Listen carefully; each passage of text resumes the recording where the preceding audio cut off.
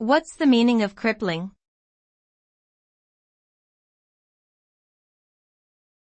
Crippling.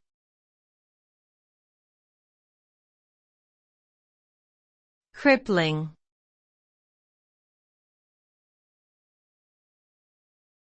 Crippling.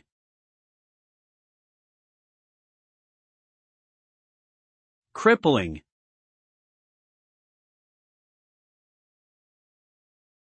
Crippling refers to something that causes serious harm or damage, usually by rendering a person or thing unable to function properly or fully.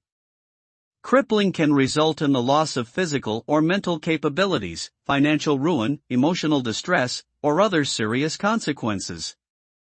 For example, a crippling injury can leave a person with permanent disabilities, while a crippling debt can lead to bankruptcy and financial ruin.